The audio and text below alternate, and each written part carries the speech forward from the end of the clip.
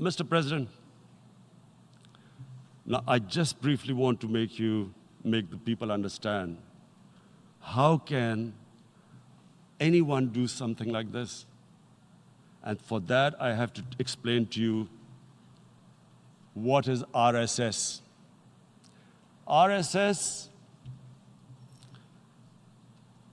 Mr. Narendra Modi is a life member of RSS.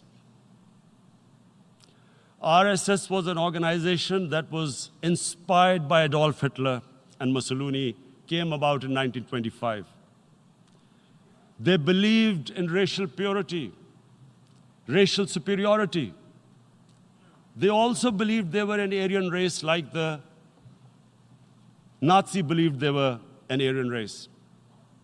All that I'm saying can be verified. This is the time of information revolution. You can Google all this, what I'm saying. But it is very important for me to explain this to you so you know what is happening in India. This RSS believed in the ethnic cleansing of Muslims from India.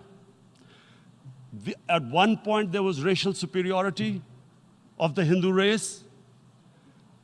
Secondly, it was hatred for the Muslims and for the Christians, because they believed that this golden age of Hindu civilization was stopped because of Muslim rule centuries back and then the British rule of India. So it was racial superiority and hatred for Muslims and Christians. This is openly stated. You look at the founding fathers of RSS, Golwalkar and Savarkar. Just Google them and you'll find out. And this ideology of hate is what murdered the great Mahatma Gandhi in 1948. It was this ideology of hate that made Narendra Modi in 2002 do a pogrom against Muslims in Gujarat when he was the chief minister. He allowed 3 days for these RSS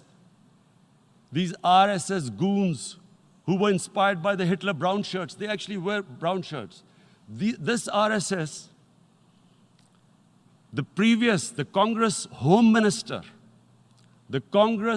Minister gave a statement that in RSS camps, terrorists are being trained. And these terrorists butchered 2,000 Muslims and 150,000 Muslims were made homeless. Narendra Modi could not travel to the US because of that. And I need to make you understand this background before I explain to you that what sort of a mindset would lay siege to 8 million people with 900,000 troops. Women, children, sick people, locked in as animals. In fact, of what I know of England, if 8 million animals were locked in, the RSPCA would have made a lot of noise about it. These are human beings.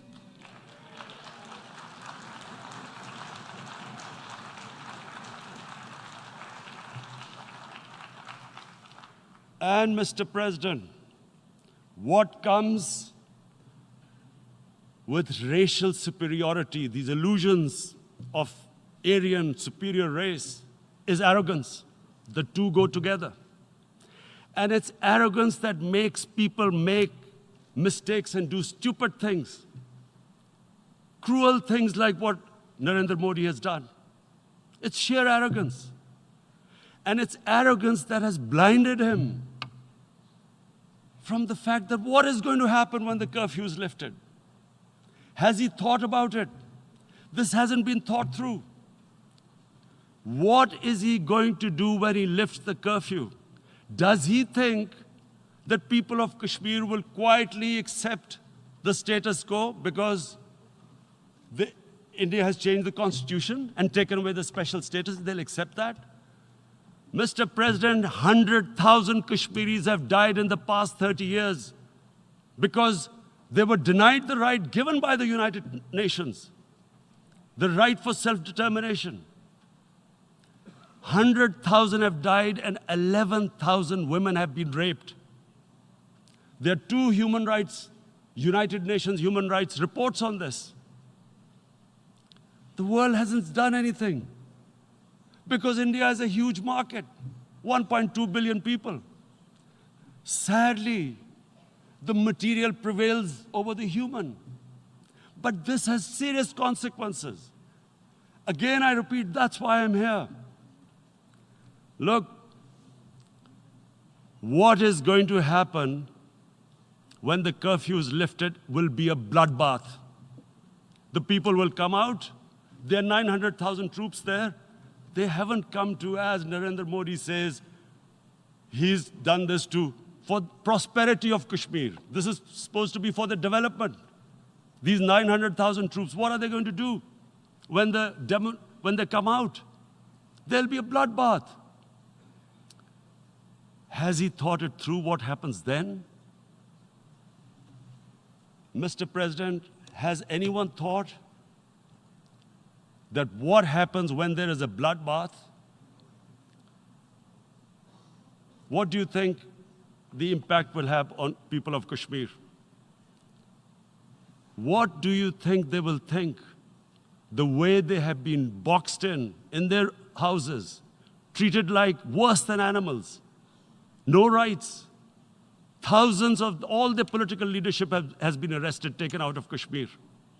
Even those Kashmiri leaders who were pro-India have been taken out. 13,000 boys have been picked up and taken to God knows which destinations. So what do they think? What will the people of Kashmir do when they lift the curfew? They will be out in the streets. And what will the soldiers do? They will shoot them. They've already used pellet guns, blinded young boys. In the last 6 years, the 5 years, the